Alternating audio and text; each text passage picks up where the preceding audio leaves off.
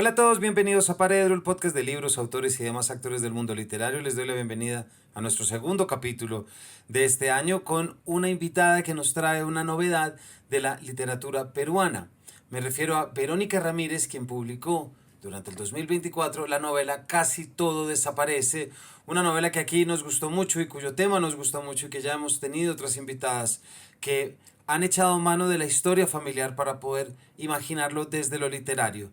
En el caso de Verónica hay una doble combinación entre una abuela que llegó a Barcelona proveniente de Lima y con otra historia que escucha de una mujer croata, Vera, que tiene que escapar de Croacia después de la Segunda Guerra Mundial. Y es una novela que por lo tanto empieza a buscar qué queda después de un desplazamiento, después de convertirnos en exiliados o en migrantes, otro tema que por supuesto es bastante actual.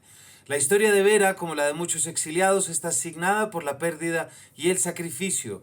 Tras haber huido con su familia de los estragos de la Segunda Guerra Mundial, que desintegró a su país, y luego de vivir en el Perú durante varias décadas, Vera aún conserva intacta la imagen de su patria y sobre todo de aquellos seres y acontecimientos que moldearon su infancia y definieron su existencia para siempre. Verónica Ramírez nació en Lima en 1974, es periodista con más de 20 años de experiencia. Sus trabajos han sido publicados en distintas revistas y periódicos latinoamericanos. Es autora de las guías de viaje Barcelona Insólita y Secreta y Madrid Insólita y Secreta, así como del libro Coca Express. En 2022 fue seleccionada como grantee del Howard G. Buffett Fund for Women Journalists para realizar un proyecto de investigación en la Amazonía peruana. Casi todo desaparece es su primera novela. Así que, sin mayores preámbulos, bienvenidos. Verónica, en primer lugar, bienvenida a Paredro. Hola Camilo, ¿cómo estás? Muchas gracias por la invitación a Paredro. Encantada de estar aquí contigo. No, encantado que tu novela y pues que nos estés acompañando para hablar de tu novela, sobre todo en estos primeros capítulos del 2025, siendo tu novela publicada casi que a mediados de 2024. Casi todo desaparece, publicada en Alfaguara, una novela que, bueno, ya la audiencia estará escuchando, que tiene tantos elementos actuales, aunque retome la imagen de una mujer que tuvo después de la Segunda Guerra Mundial que viajar al Perú, ¿cierto? Quisiera para que entráramos un poco a comprender esta materia narrativa, Verónica, ¿por qué no comenzamos un poquito desde tu amplio pasado periodístico? ¿Y por qué no nos cuentas un poco qué hiciste antes? Y a mí siempre me intriga mucho eso, cuando el momento que la gente que ya escribe, que ya se ha documentado y que ya ha cazado muchas historias reales, dice, ahora quiero darle campo a la ficción. Sí, la verdad yo me inicié en el periodismo hace 20 años. Bueno, estudié la carrera, trabajé en una revista muy importante, política, sobre todo política, aunque yo me dedicaba más a asuntos culturales dentro en esa época. Y bueno, hacer periodismo en el Perú pues era para mí fascinante, era como descubrir una Lima que no conocía. Venía de un entorno como muy protegido, muy familiar, y el periodismo me enseñó a estar en la calle, a ver lo que pasaba fuera de mis ámbitos de seguridad o de mis ámbitos familiares, y también un poco pensar en el otro, ¿no? No solamente vivir ensimismada con mis propias historias personales, de traumas o situaciones familiares, sino trasladar el foco al otro. Eso me dio el periodismo. A lo largo de 20 años he hecho muchísimas cosas. Me he ido a vivir también a España, he vivido 18 años en España. Eh, Regresé al Perú, y regresé al Perú precisamente para hacer un periodismo que me llamaba, me atraía muchísimo en ese momento, que era descubrir ya no solamente la ciudad para salirme de mí misma y describir al otro, sino conocer, viajar por el Perú y llegar a lugares muy remotos, en los que tenía que descubrir a personajes que ayudaban o que contribuían al desarrollo de su comunidad. Y en un país como el nuestro, como el tuyo, que siempre está como un equilibrio tan precario, y que somos tan volubles y estamos hechos de una manera que todo parece que está a punto de romperse en cualquier momento, pues descubrir a estas personas que realmente trataban de cambiar toda una situación desde lo más pequeño, me gustó, me dio como confianza en el ser humano. A lo largo de estos años he hecho de todo, he cubierto de todo, desde derrame de petróleo, cosas culturales, reseñas de libros, entrevistas a actores, a muchas cosas de teatro también.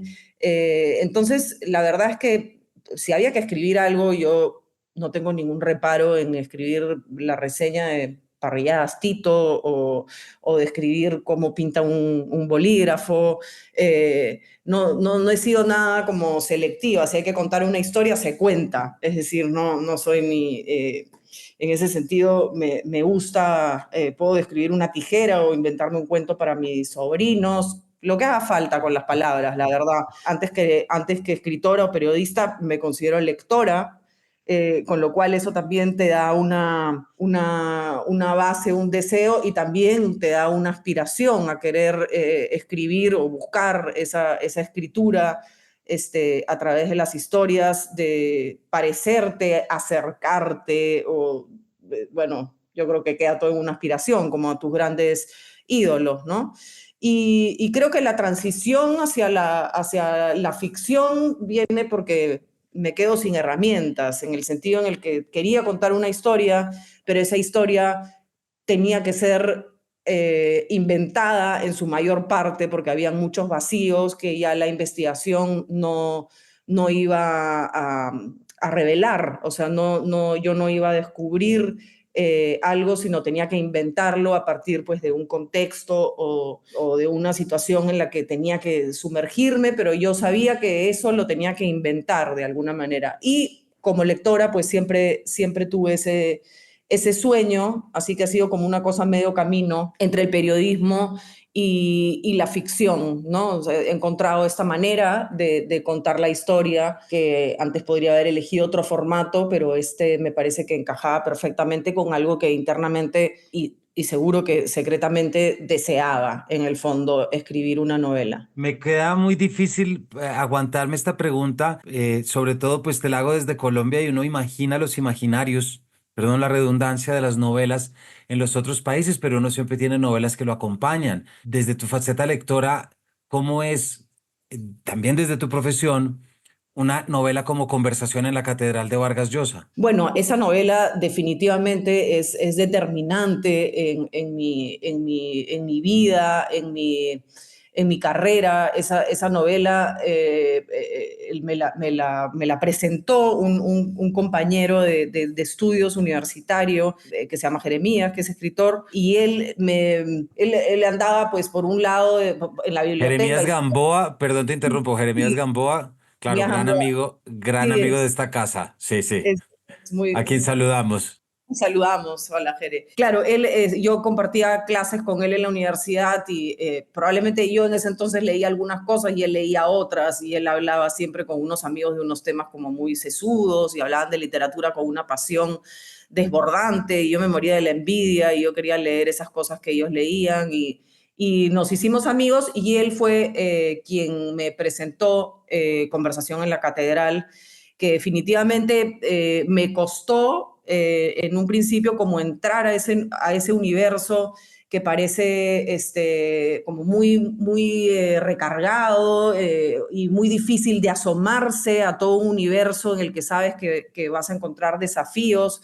Y no solamente digo desafíos como lector, porque es es una escritura, como todos sabemos, que marcó una época y que exige, ¿no? Exige una atención especial, sino también descubrir todo un país, toda una época. Entonces quedé muy atravesada por esa novela y muy marcada por Vargas Llosa, a quien admiro, respeto y he tenido el honor de conocer a lo largo de mi vida, ¿no? Entonces, sí, la verdad es que fue una novela transformadora, como muchas otras que en ese entonces empecé a leer y a robarle las lecturas a Jeremías y la pandilla de amigos que se juntaban a hablar de cosas a las que yo no tenía mucho acceso, pero poco a poco, por lo menos los libros me los pasaban. Pues yo estoy de acuerdo contigo. Bueno, saludamos a Jeremías, por supuesto, desde acá, un grandísimo autor peruano, autor, su más reciente es Animales Luminosos. Tenemos un capítulo con él acá, pero también está esa novela que yo tanto, tanto recomiendo, que es Contarlo Todo, que me parece una novelaza, una novela que no pasa. Entonces, un saludo muy especial a Jeremías. Pero volviendo a la novela, te lo quería preguntar porque... En realidad yo creo que esa es de las grandes novelas latinoamericanas y que ponen la labor del periodismo, que ahorita nos vamos a ocupar por supuesto de tu novela, pero es imposible pasar derecho y no recordar lo que supone el ejercicio periodístico en países como Perú y en países como Colombia, más con todo lo que está pasando últimamente, con la dificultad del disenso, con la constante tentación de desconfiar de la prensa y lo que supone la figura del periodista. Son elementos que yo creo que no debemos pasar por alto. Entonces, que sea una invitación para la audiencia para ir a leer esta novela. Empecemos a acercarnos a tu novela, Verónica. 20 años de periodista y llega el momento en el que empieza a picarte la ficción y empieza esta novela que es Casi todo desaparece y durante 20 años persigues otras historias, pero para esta te dedicas a perseguir la historia de tu abuela, cosa que se ha visto también en otras novelas, también colombianas, y es cómo podemos descubrir estas figuras familiares que tenemos y comprenderlas a pesar del silencio que tuvieron en vida. ¿Por qué no nos cuentas cómo eso coge vida? El otro día estaba en un club de lectura, hace como un mes o así, y una de las participantes me dice, tu novela ocurre porque las segundas generaciones no hablan, quienes lo hacen son las terceras. Entonces yo al principio no entendí muy bien a qué se refería, pero luego comprendí y me pareció totalmente cierto que quizás los hijos no se atreven a hablar de los padres porque los tienen como muy cerca o porque tienen temor a revelar algunos secretos de familia que les puedan costar algún tipo como yo qué sé, en fin, tantas cosas se han visto, pero o quizás todavía están impregnados del trauma de esos padres y no son capaces de procesarlos. Sin embargo, parecería, de acuerdo a la teoría de esta señora, que la verdad es que me pareció bastante probable, que cuando hay un margen para procesar esa información, para dejar reposar todo lo que ocurrió, pero también hay un margen para la imaginación y hay un margen para tratar de reelaborar en retrospectiva, pero en el que necesariamente pues ya hay vacío, se pierde la información, ¿no? En mi caso, sí, es verdad, yo tenía una gran curiosidad por esta abuela, a quien, digamos, de quien había escuchado muchas cosas, entre ellas que era artista y había llegado sola en un barco desde Barcelona a Perú. Yo no sé qué se le podría haber perdido a esa señora que viene sola en un momento en el que me atrevería a pensar que, a menos que fueras una asesina, no te subías a un barco y dejabas todo lo que conocías para irte a vivir a Lima, que era más o menos como Marte, yo calculo. Entonces, fueron muchas las historias que heredé de esta abuela. Mi padre era muy taciturno, muy callado, muy melancólico, y mi madre muy dada a la fantasía.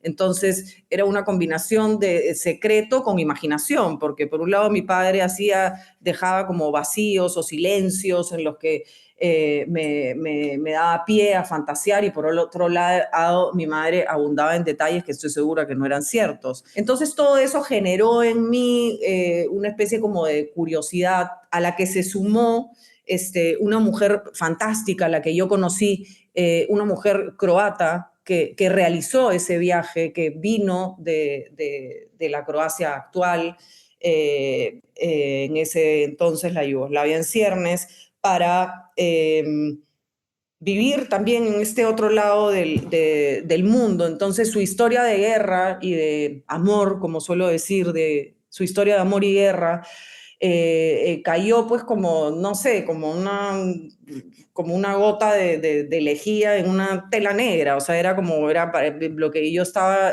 esperando de alguna manera también para contar y arrancar a contar la historia de mi abuela, de la que tenía solo preguntas, información falsa y mucha necesidad pero una necesidad por la curiosidad que me habita, ¿no? Que quiero saberlo todo y a veces saberlo todo no necesariamente es bueno.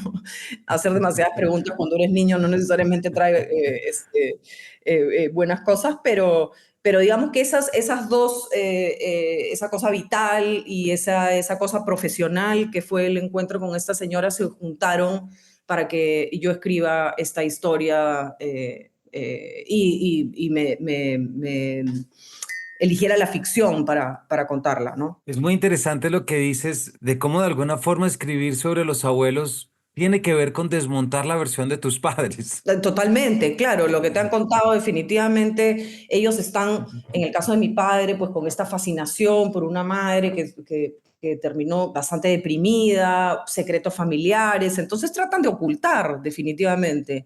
Y mi madre, para que yo no sufra por el sufrimiento de mi padre, pues supongo que era más dada a la imaginación, entonces sí es verdad que ese es el verdadero periodismo de investigación se ejerce en el ámbito familiar. Pues mira, tú haces para desarrollar tu novela son prácticamente dos planos narrativos. Y tal como nos dices, pues tomas el ejemplo de esta mujer croata que llega a Lima y ahí es cuando empiezas a desarrollar algo que necesariamente pasa por un ambiente, por una mitología, incluso por figuras mitológicas, porque tiene que ver con lo eslavo y con lo croata, ¿cierto? Está el recuerdo de la guerra, el recuerdo de lo que ocurre, pero también unos ambientes familiares. ¿Cómo te supuso investigar? Hay figuras como los Ustasha, por ejemplo, o los Koshei, que ahorita entraremos a explicar qué son. Pero ¿cómo fue esa investigación de entrar en mitologías que aparentemente son tan remotas para en últimas escribir sobre algo tan cercano a ti como es la llegada a Lima? Yo necesitaba saber, conocer, y a pesar de que yo no quería hablar de lo histórico, yo quería insertar lo íntimo dentro de lo histórico, como es una pregunta que se hace en el prólogo del léxico familiar de Natalia Ginsburg, Elena Medel hace esa pregunta, ¿no? ¿Cómo narrar lo íntimo en el marco de lo histórico?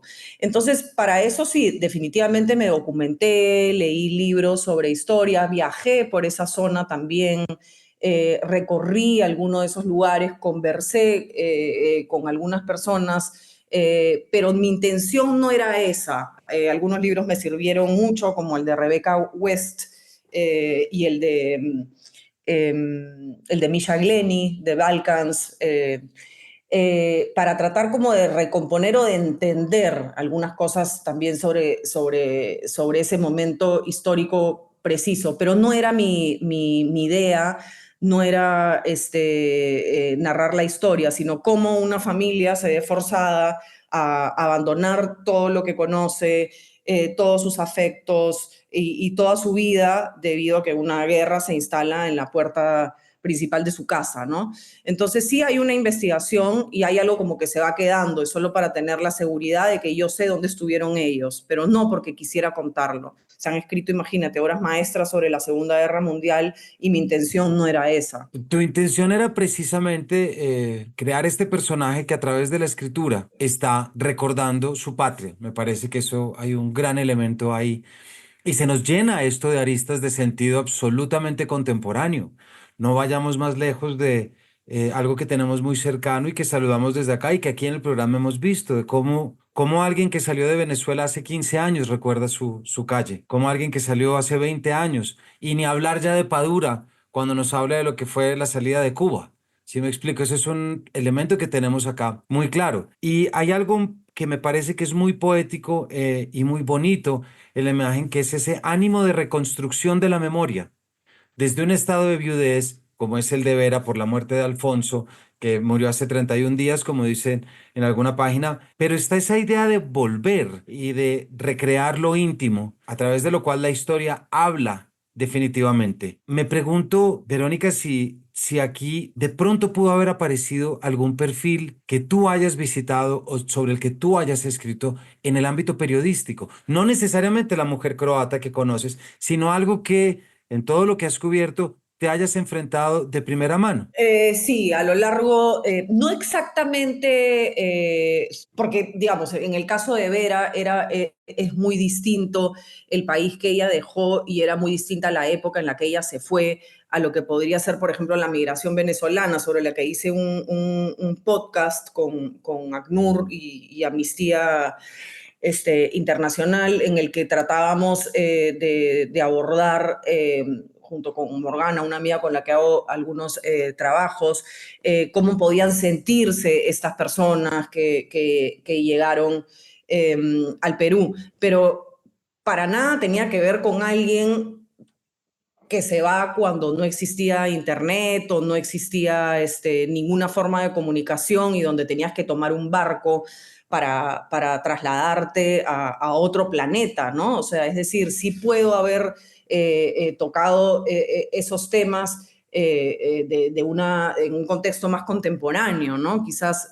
alguien que se podría haber ido, a quien he entrevistado, Jorge Batista, ¿no? El hijo de Batista, que terminó viviendo en el Perú y salió huyendo de Cuba de la forma que todos sabemos, pero y nunca más pudo volver. Era otra situación, además tachado, anulado, ¿no? ¿Cómo podía sentirse? Es decir, sí puedo haber abordado desde lo periodístico historias o migraciones definitivas, pero no sé si cuando ha pasado tanto tiempo como es en el caso de Vera, ¿no? Que definitivamente ella no podía volver, ¿no? No se atrevía tampoco a tomar un avión o no podía tomar el barco de regreso, y sí me parecía que había una cosa como muy valiente en regresar a las ruinas de tu pasado, ¿no? No es algo de lo que todo el mundo tenga la oportunidad y el coraje de hacerlo, ¿no? A veces uno quisiera regresar y hay mucha gente que no vuelve nunca y otra gente que se atreve, que puede, que tiene los recursos para hacerlo, porque ese es otro. A veces te vas de tu hogar y sencillamente no tienes forma de volver económicamente hablando, ¿no? Es que es muy interesante esto y tienes razón, no es que la novela tenga y que quede muy claro a la audiencia, no es que tenga un trasfondo de la realidad venezolana, hay un marco conceptual, que es el marco conceptual del migrante, que yo creo que ahí sí nos llenamos de sentido, en realidad. Y ahí es donde yo creo que hay un componente muy interesante porque de alguna forma esa división que tú desarrollas en tu novela entre un presente que ella está escribiendo, pero la forma como evoca, que ahorita vamos a hablar con mayor profundidad de eso, la forma como evoca a Alex, su hermano, y a Misha, su amigo, y este juego de la guerra. También, que ahí hay un componente muy, muy potente. Ahorita te voy a preguntar sobre eso, pero lo entiendo ahorita en este momento como ese patrimonio personal que nos llevamos al país a donde nos dirigimos, prácticamente. Y que es amplísimo porque precisamente la categoría del migrante ha cambiado mucho en los últimos 20 años. E incluso yo me atrevo a decir cómo cada vez ha cambiado tanto y lo que entonces o en algún momento de nuestra historia podía resultar tan llamativo como la figura del migrante y aquel que se va a otro lugar a conquistar. Ahí tenemos, por supuesto, el boom, ahí tenemos una cantidad de imágenes culturales que nos acechan, cuando incluso Vargas Llosa llega en el 59 a París, que uno dice, wow, qué fascinante. Pero ya la categoría de migración ha cambiado drásticamente también por lo que este mundo nos ha traído. No es un elemento que tú persigues en tu novela, pero de alguna forma me costó mucho trabajo no dejar de pensar en eso mientras que leía a una mujer que sopesa su pasado, que trae su presente y que sobre todo se pregunta de alguna manera cómo he llegado acá y cómo soy. Sí, totalmente. Nada es, ninguna categoría, como tú dices, o ninguna forma de irse es mejor o peor, ¿no? El dolor de abandonar lo que más quieres, porque finalmente, sobre todo en la infancia, ¿no? No estás acuciado por la necesidad de me voy para sobrevivir. En el terreno de la infancia, que es el caso de Vera, no existen esas urgencias. No existe la urgencia de tengo que darle de comer a mis hijos van a morir, no, tú vives en un paraíso en el que del que eres arrancado, ¿no? Yo creo que también no solamente es distinto huir de una guerra que de un desastre natural, sino también es distinta la edad en la que te ves obligado a irte, ¿no? Entonces, quizás hay una idealización mucho más poderosa cuando eres más chico, porque crees que ese entorno, por más que caigan bombas y por más que seas a punto, que seas el objetivo de aviones y de un ejército entero, tú no ves eso, ¿no? O sea, tú solamente ves que estás rodeado de las personas que quieres, entonces no tienes esa necesidad de huir. Entonces yo sumaría, por supuesto, el hecho de tener de obligarte a ir siendo además un niño, ¿no? Eso sí me parece terrible, ¿no? Todo lo que ocurre en la infancia y que de alguna manera destruye el concepto de infancia me parece terrible. Y ahí yo creo que tu novela tiene unas perspectivas muy especiales y estilísticamente hablando, como te decía ahora, me parece que es muy recomendables. Creo que la perspectiva de la narración infantil la desarrollas muy bien, en un contraste increíble con ese presente de Vera, con ese momento en el que tiene la viudez. Y ya lo decías ahorita, la forma como existe una idealización de los niños y de los chicos de la guerra. Pensaba uno como siempre, y no sé si cambiará, no digo que deba cambiar, no me atrevería, pero pues gran parte de los héroes de la infancia son estos héroes de las guerras también. Y ahí podríamos traer a Aquiles, por ejemplo, y podríamos traer a cuántos héroes griegos que conocemos sus facetas es porque luchaban bien las guerras y mataban a mucha gente. ¿Sí me explico? Pero tú lo retratas desde estos juegos entre tres niños.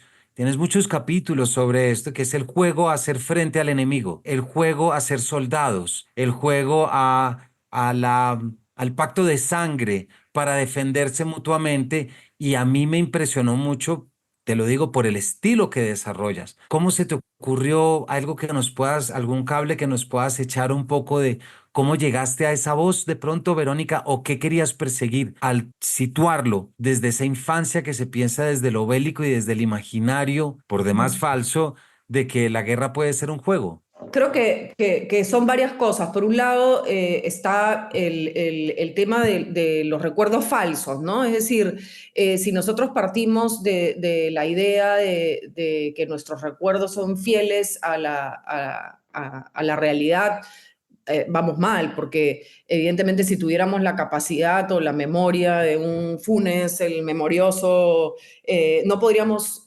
vivir. O sea, el olvido es parte fundamental de nuestra existencia, porque no podríamos cargar emocionalmente con todos los detalles de lo que nos ocurre. En ese sentido, a partir de eso, ¿qué momento de la vida más susceptible a la idealización que la infancia? Precisamente, ya no solamente estamos hablando de recuerdos probablemente inventados, sino además de un territorio en el que todo lo que hacemos, así sea jugar con un palito de fósforos, pues con un palito de fósforos uno puede construir un universo. O sea, que un niño, los niños cuando son muy chiquitos ni siquiera juegan con juguetes, juegan con un pedazo de cable e inventan situaciones a partir de eso, ¿no? Entonces, yo sí siento una conexión muy profunda con ese periodo de la vida por razones personales, porque a mí me marcaron determinadas cosas en la infancia de manera muy honda. Pero por otro lado también tengo una fascinación desde los Goonies hasta, no sé, de las aventuras de Tom Sawyer. Quiero decir que si yo tengo que elegir una película o un libro donde aparece el terreno de la infancia, bueno, ya El guardián entre el centeno, no te quiero decir nada. O sea, definitivamente los elegiría de manera inmediata. O sea, desde, no sé, Cobra Kai o Stranger Things. O sea, no tenemos que ponernos demasiado literarios tampoco, ¿no? Y entonces en ese lugar y en esa tendencia mía encontré el juego de estos chicos que al final reproducen una guerra mayor, porque al final lo que los niños hacen, lo que los niños hacemos, iba a decir, lo que los niños hacen es reproducir lo que ven en los grandes a una escala menor. Entonces, o a una escala no menor, sino más pequeña, quiero decir, ¿no? Entonces, claro, si ellos estaban viviendo una guerra feroz, definitivamente también empezaron a jugar y a prepararse para eso. Y luego me hablabas también de los héroes, ¿no? Tipo Aquiles, por ejemplo. Alex claramente pues quería ser un partisano, ¿no? Quería ser un Claro. rebelde, quería enfrentarse, quería tomar a los enemigos con sus propias manos. Y creo que en ese juego de la guerra hay un peligro inminente, ¿no? Porque como cuando somos chicos y nos dicen no juegues con fuego que te puedes quemar, ¿no? En este caso serían no juegues a la guerra porque ya sabemos lo que puede pasar también, ¿no? Entonces, creo Exacto.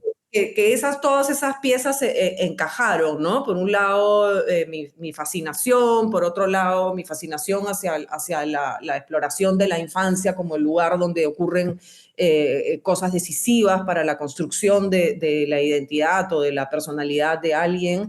Y por otro lado, pues sí, se juntaron estos tres en los que también me parece que una cosa sagrada de la infancia esos pactos de sangre de los que tú hablas también, ¿no? O sea, las alianzas, los primeros amores, todo lo que ocurre en la infancia es tremendamente decisivo, es trascendental, el que no te hable alguien en el colegio, en fin, el que tu primer amor también te ignore, todo es determinante. Quizás ya cuando pasan los años te das cuenta que no era para tanto, pero ¿quién te va a decir eso cuando tienes 10, 8 años?